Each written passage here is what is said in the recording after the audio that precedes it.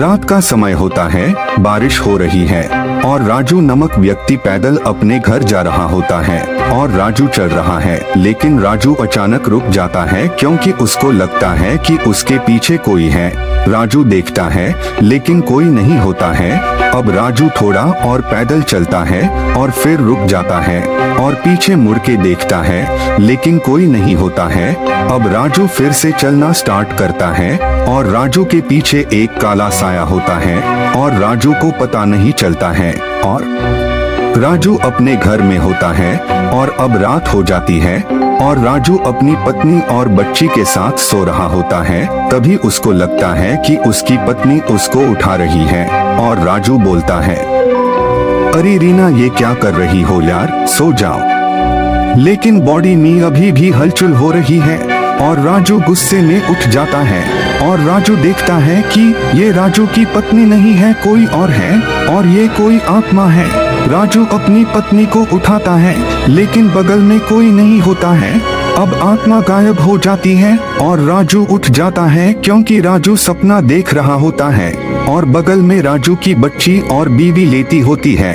राजू घबराया हुआ होता है और अपने आप से ही बोलता है, अरे यार, ये कैसा सपना था, ये तो मेरी बीवी थी, क्या वो आने वाली है क्या यहाँ पे। आज से 10 साल पहले राजू और उसकी बीवी हंसी खुशी रहते थे, लेकिन राजू की जिंदगी में एक लड़की आ गई और राजू उससे प्यार करने लगा और ये सारी बात राजू ने अपनी पत्नी को बताई, लेकिन पत्नी नहीं मानी और राजू ने एक दिन अपनी पत्नी को खाई से धकेल दिया। अब अगले दिन राजू बैठा होता है और पत्नी राजू से बोलती है, राजू, तुम इतने परेशान क्यों हो, क्या बात है, मुझे बताओ। अरे कुछ नहीं यार, वो विभा आई थी कल सपने में, मैं बहुत दूर गया हूँ। अरे तुम परेशान मत हो, उसको 10 साल पहले ही हमने ऊपर भेज दिया था। अब राजू उसी के बारे में सोचता रहता है और रात हो जाती है और राजू ऑफिस से घर आ रहा होता है। अब राजू घर के अंदर होता है और अपनी पत्नी और बच्ची को बुलाता है, रीना, कहाँ हो तुम, मैं आ गया ऑफिस से, जल्दी आओ तुम यहाँ। अब रीना आती है, आ गई मैं, बोलो क्या बात है। राजू जैसे ही रीना को देखता है वो घबरा जाता है और राजू देखता है कि ये उसकी पहली पत्नी है। राजू बोलता है, तुम यहाँ क्या कर रही हो, वापस क्यों आ गई तुम, जाओ यहाँ से।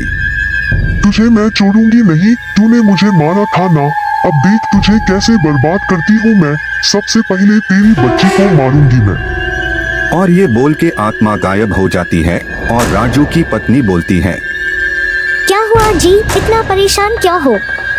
राजू कुछ नहीं बोलता है और चुपचाप बैठा रहता है और रात को सब सो रहे हैं और अचानक से राजू उठ जाता है और देखता है कि राजू की बेटी बादल गई है, एकदम अजीब लग रही है। राजू भाग के दूसरे कमरे में जाता है और देखता है कि राजू की बेटी मर चुकी है, उसकी लाश पड़ी हुई है। राजू अपनी पत्नी को बुलाता है और पत्नी बहुत रोती है।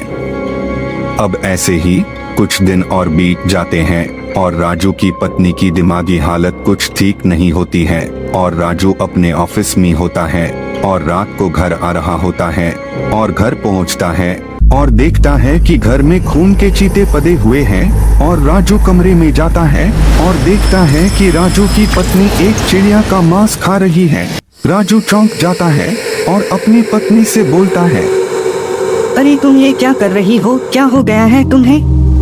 पत्नी कुछ नहीं बोलती है और राजू बगल में देखता है कि राजू की पत्नी की लाश पड़ी हुई है और डर जाता है और ये औरत भी गायब हो गई है और राजू बेहोश हो जाता है और राजू की अगले दिन नौकरी चली जाती है और राजू पूरी तरह से बर्बाद हो गया है।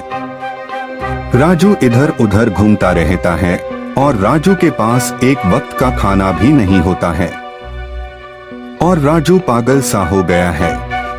अब राजू ऐसे हाई पार्क में सो रहा होता है और रात बहुत अजीब लग रही है।